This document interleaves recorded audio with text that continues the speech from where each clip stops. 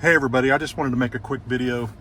This is pertaining to the bug with the 2024 Acadia, where when you're reversing out of anywhere and there's no traffic behind you, there's no obstacles, nothing, and the car just oversensitively thinks there's something there and slams on the brakes, sometimes even puts it in park or puts the parking brake on and gives you whiplash and scares the crap out of everybody.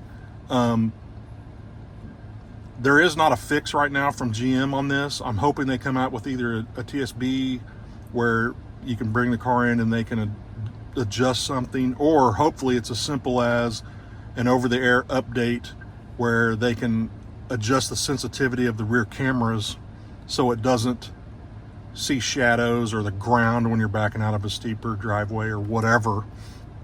But until then, the only fix that I've found, and most people have said online, are you have to go into the settings and turn off the parking assist braking and the pedestrian rear braking. And I'm just going to show everyone how to do that simply. So you go into the home option, which is this button here. Then you find your settings button, which is here. And then in settings, it's going to be in vehicle. And then under vehicle, it is the collision and detection systems.